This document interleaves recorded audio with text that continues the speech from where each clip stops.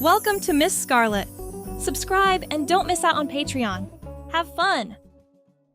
Shadows stretched long across the quaint streets of Maplewood as the setting sun bathed the town in golden hues. Amid the peaceful silence, a faint, familiar chime echoed through the air. Inside the antique store, Thornfield Curiosities, the sound of the door's bell heralded the final visitor of the day. Within, the shop was a sanctuary of ancient artifacts and curios, each piece whispering stories of times forgotten. The fading daylight gleamed off antique mirrors, illuminating collections of delicate porcelain and tarnished silver. Shadows danced over meticulously crafted furniture and hand-crafted jewels, creating an atmosphere of ethereal elegance.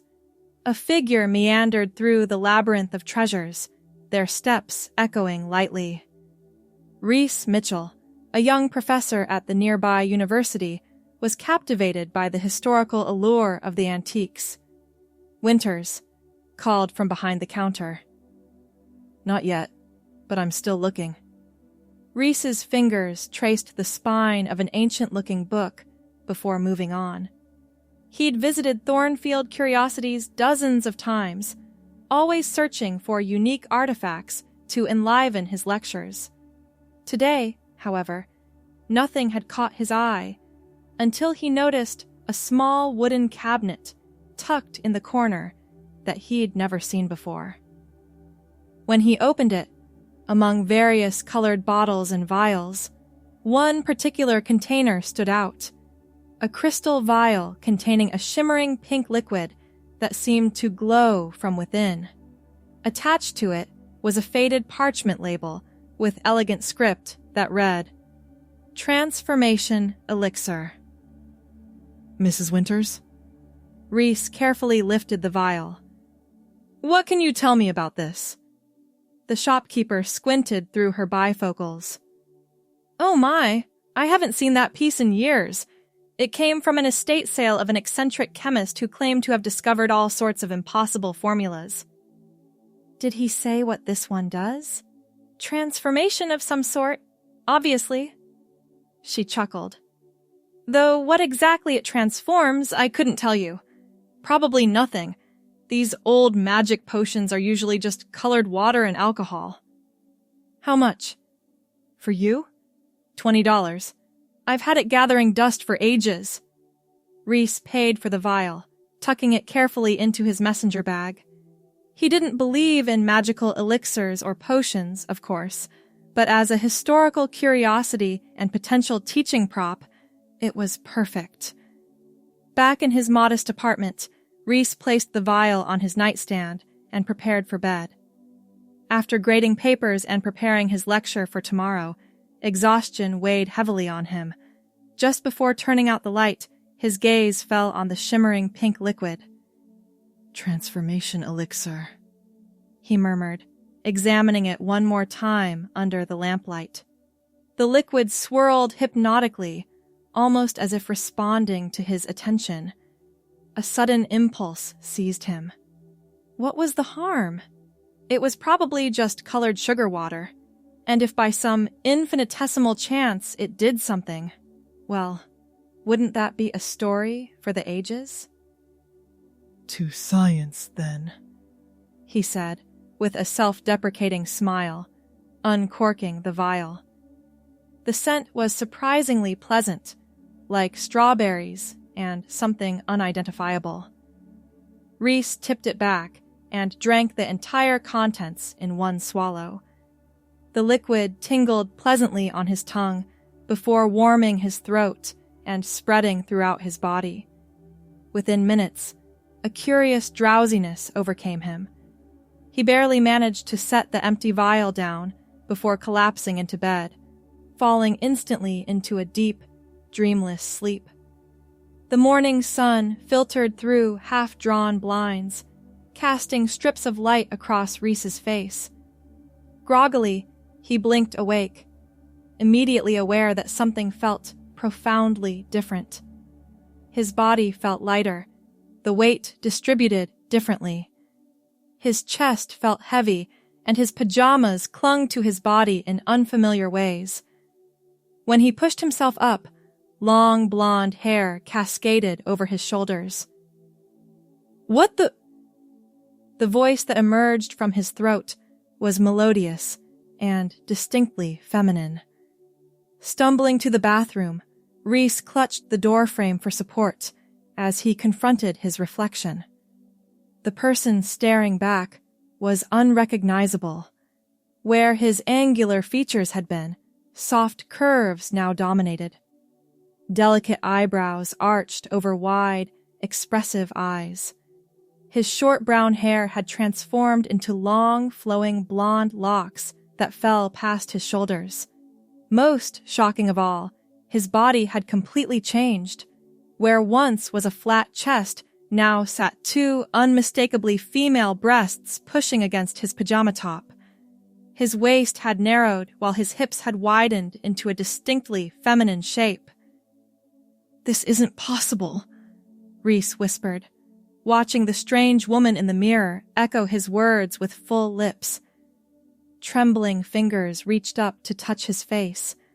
Her face. The skin was softer, smoother. Sinking to the cold tile floor, Reese tried to make sense of what had happened. The vial, the elixir. Transformation. Indeed. The potion had transformed him entirely into a woman. After the initial panic subsided, Reese realized he needed to approach this situation logically. The first step was to determine if this change was permanent or temporary. Searching his apartment, he found the empty vial but no instructions or antidote. Returning to the antique shop seemed the most sensible course of action. But looking down at himself, no, herself, Reese realized she couldn't go out dressed in men's clothing that no longer fit properly. A quick search through his closet revealed nothing suitable for a woman's form. The button-up shirts hung loosely around her now narrow shoulders, while being uncomfortably tight across her chest. His pants threatened to slip off her smaller waist while constraining her wider hips. "I need clothes," she muttered, cinching a belt to its tightest setting to keep the pants from falling. She settled on the least ill-fitting combination, a light blue button-up shirt and khaki pants rolled at the ankles. The overall effect was sloppy at best, but it would have to do. Gathering her courage, Reese stepped outside. The world felt different immediately. She was shorter than before, making familiar surroundings seem slightly altered. Walking felt strange with her new center of gravity and different proportions.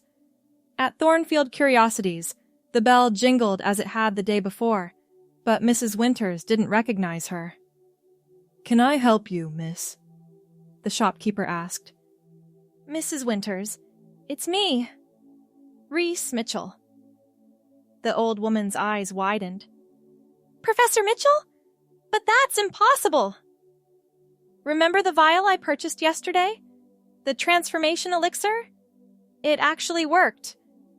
After the initial disbelief, several demonstrations of knowledge only Reese would possess, and a comparison of signatures, Mrs. Winters finally accepted the truth.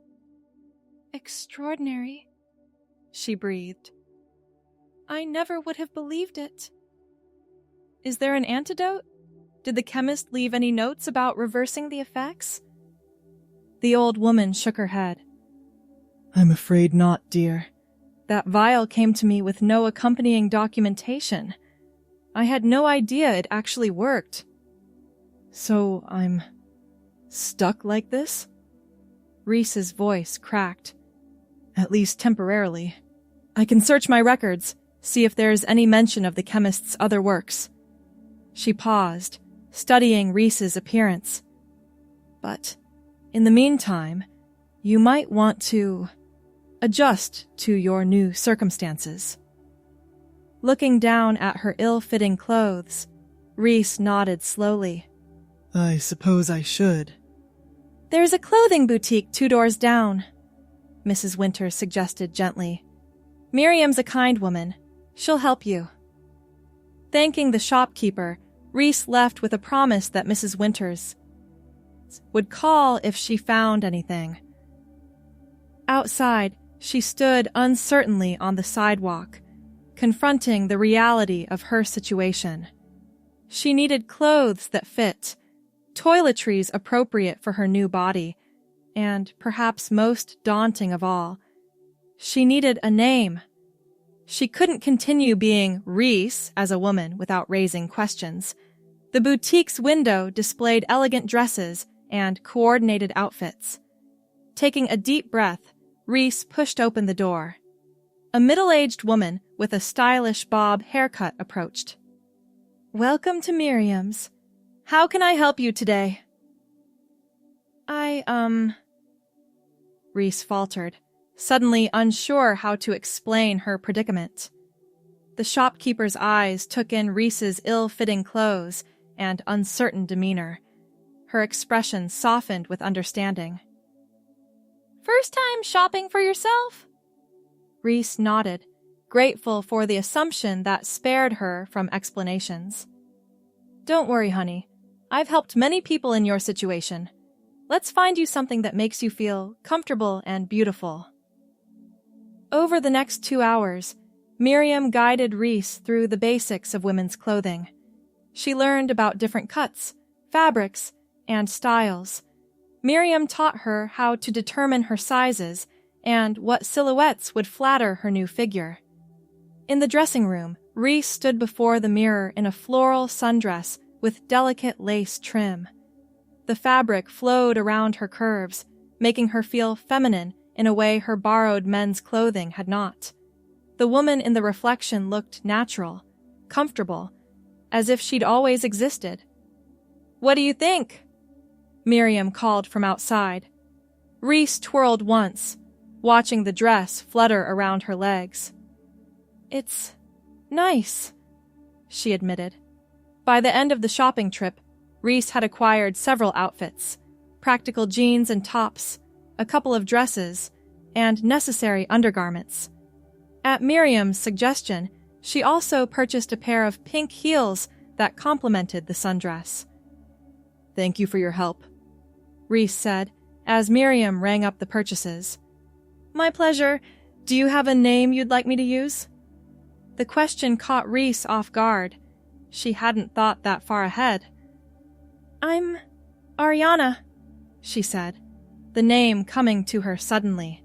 It felt right. A new name for a new life, at least temporarily.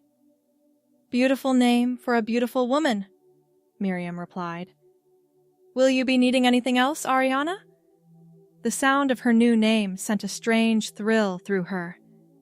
"Actually, is there anywhere nearby where I could get some help with makeup?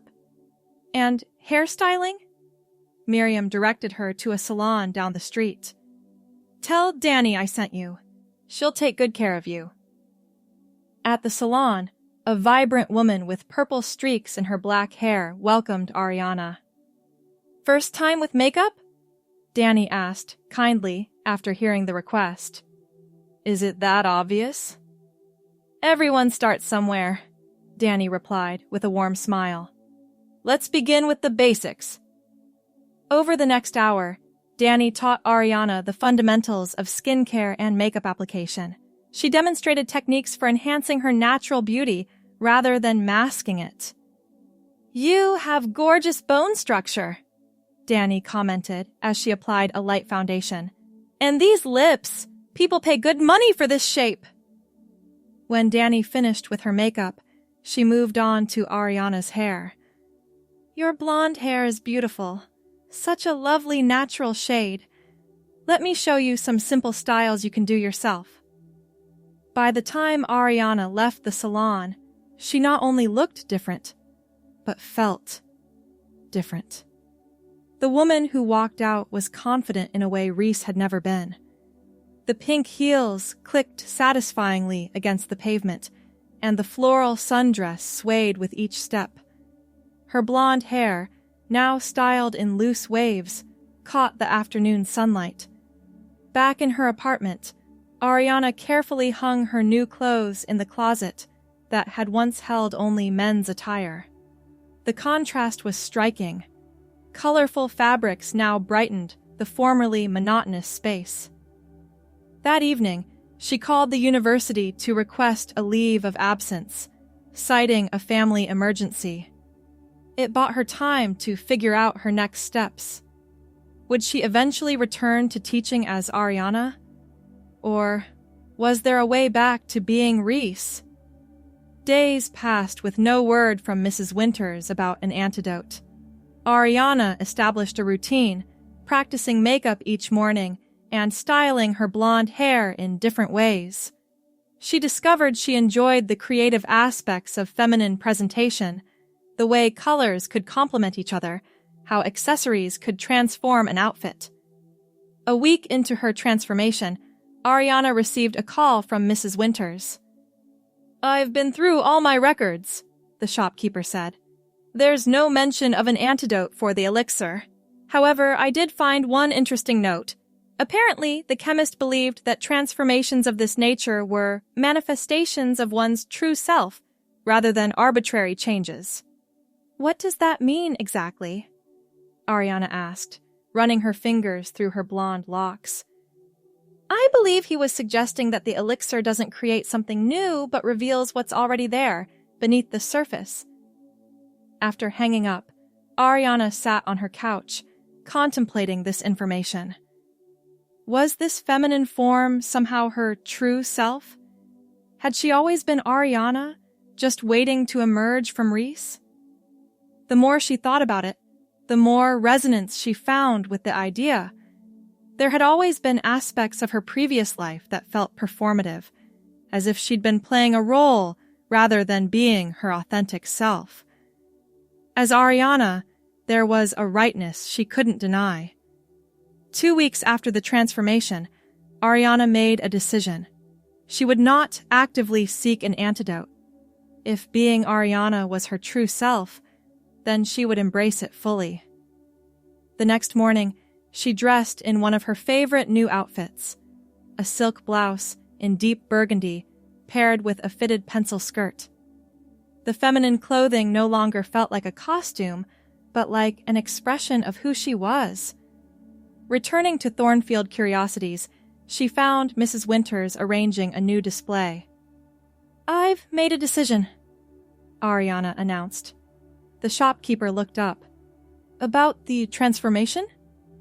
"Yes, I won't be looking for an antidote. Being Ariana feels right, more authentic than being Reese ever did." Mrs. Winters studied her for a moment before nodding. "I suspected as much. There's a glow about you now that wasn't there before." "I need to rebuild my life as Ariana. Do you have any suggestions for explaining my sudden appearance and Reese's disappearance?"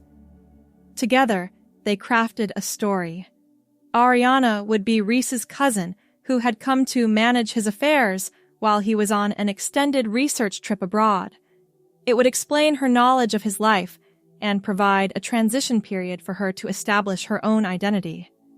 The university administration accepted the explanation without much question. They even offered Ariana a temporary position teaching the same courses as her cousin, given her identical qualifications. Standing before her first class in a burgundy blouse and pencil skirt, Ariana felt a momentary panic. Would the students see through her? Would they somehow recognize Professor Mitchell in her feminine features? Taking a deep breath, she wrote, "Professor Ariana Mitchell," on the board and turned to face the class. "Good morning. Professor Reese Mitchell sends his regards from his research sabbatical. I'll be taking over his classes for the foreseeable future." The students accepted her without question. In fact, many found her teaching style more engaging than her cousin's had been. Where Reese had been reserved and somewhat distant, Ariana was passionate and expressive, bringing history to life in ways that captivated her students. After class, a young woman approached her desk. "Professor Mitchell, I just wanted to say how much I enjoyed your lecture today. The way you described the Renaissance made it feel so immediate and relevant." Thank you, Ariana replied, warmth spreading through her at the genuine compliment. History isn't just facts and dates. It's about people and their stories. Exactly. That's what I've always thought. But Professor Mitchell, your cousin, never seemed to see it that way. The comment gave Ariana pause. Had she really been so disconnected as Reese? Or was it simply that her authentic self could connect with others in ways her former self couldn't? Months passed, and Ariana's life fell into a comfortable rhythm. Her wardrobe expanded to include more silk blouses, elegant dresses, and comfortable yet stylish casual wear. She mastered the art of styling her blonde hair, sometimes wearing it in sophisticated updos for faculty events, other times letting it flow freely around her shoulders. She developed friendships with her female colleagues, relationships that had a depth and intimacy Reese had never experienced with his male counterparts. There was an ease to these connections, a freedom to express emotions and vulnerabilities that had seemed forbidden in her previous life. Dating, however, presented new complexities. As attraction to men emerged, Ariana found herself navigating unfamiliar terrain. The first time a male colleague asked her to dinner, she spent hours preparing, changing outfits multiple times before settling on a deep blue dress that complemented her blonde hair. The date was pleasant, if somewhat awkward. Ariana was still learning the social dynamics of romantic interactions from her new perspective. She declined a goodnight kiss, not quite ready for that step, but agreed to a second date. With time, dating became more comfortable. Ariana discovered what she valued in potential partners: kindness, intelligence, and genuine interest in her as a person rather than just her appearance. Her experiences as Reese gave her unique insights into male behavior, helping her navigate these new relationships with awareness and confidence. 1 year after her transformation, Ariana received a curious letter. It was addressed to Professor R. Mitchell, but delivered to her faculty mailbox. The return address listed the estate of the chemist who had created the transformation elixir. Inside was a single sheet of parchment with elegant handwriting. To the recipient of the transformation elixir, if you are reading this, a year has passed since your transformation. By now, you have likely settled into your new form and discovered truths about yourself previously unknown. The elixir is not mere magic, but a catalyst for revealing one's authentic self. It does not create what isn't there, but unveils what has always existed beneath layers of expectation and conformity. You may have wondered about the possibility of reversal. Know this: a return to your former state is possible only if that state was truly your authentic self. If you have found peace and alignment in your transformation, no force will undo what has become your truth. May you continue to live in authenticity, Professor Edmund Blackwood. Ariana sat at her desk, the letter trembling slightly in her hands. The chemist's words confirmed what she had come to believe. Her transformation wasn't a random accident, but a revelation of her true identity. That evening, she stood before the full-length mirror in her bedroom, studying her reflection.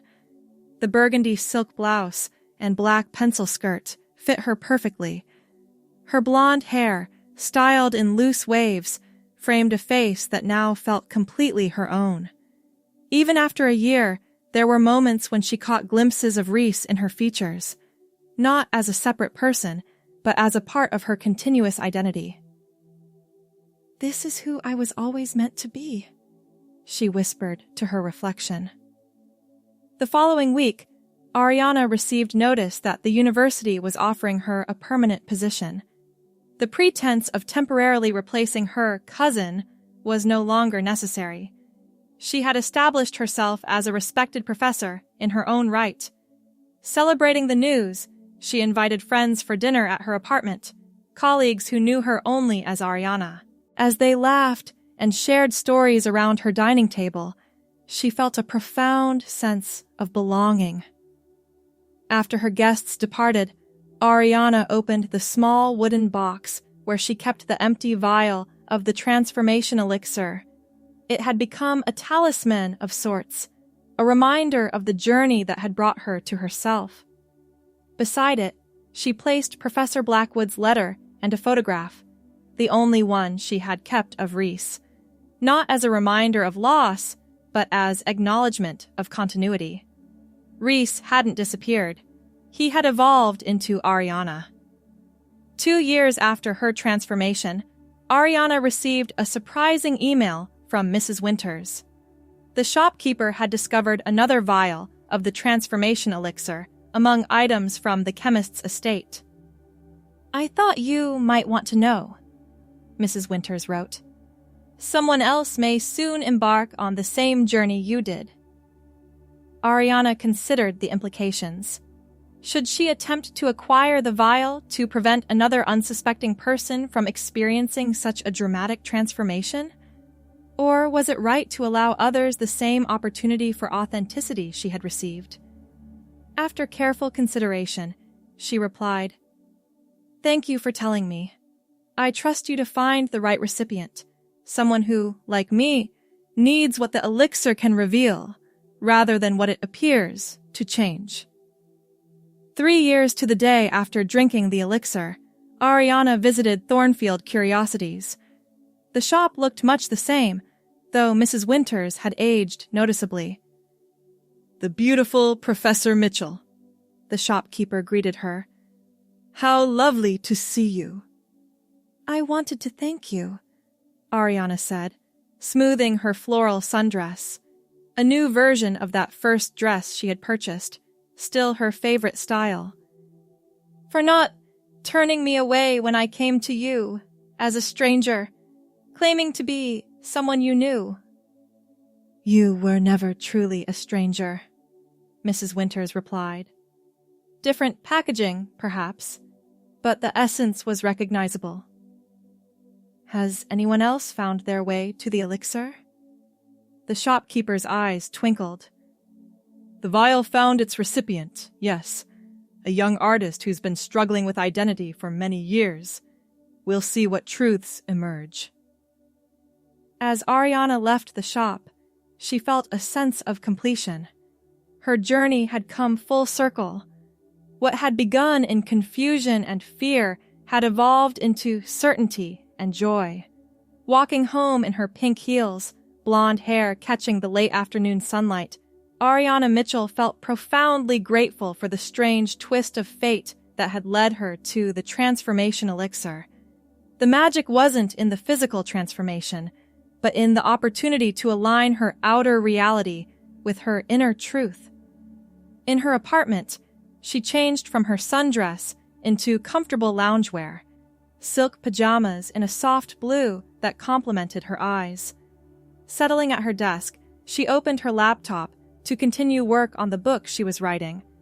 Not a dry academic text as Reese might have produced, but an accessible history that wove together facts and human experiences. The picture frame beside her computer held a new photograph. Ariana surrounded by friends and colleagues, her expression radiant with authentic happiness. Next to it sat the empty vial, a reminder that transformation wasn't about becoming someone new, but about becoming more fully oneself.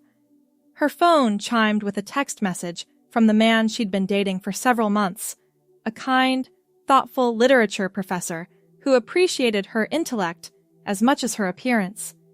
He was picking her up in an hour for dinner. Rising to prepare, Ariana caught her reflection in the mirror. The woman who looked back at her was confident, at peace, and wholly integrated.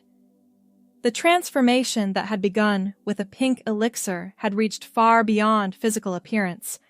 It had revealed the person she was always meant to be. As she styled her blonde hair and selected a silk blouse for the evening, Ariana reflected on Professor Blackwood's words. "The elixir is not mere magic, but a catalyst for revealing one's authentic self." The pink liquid hadn't created Ariana. It had simply removed the obstacles that prevented her from existing. And for that unexpected gift, she would be eternally grateful. 5 years after her transformation, Ariana stood before an audience at a conference, presenting her research on historical identities and social constructs. Her burgundy silk blouse and black pencil skirt had become something of a professional signature, along with the blonde hair she now wore in an elegant French twist.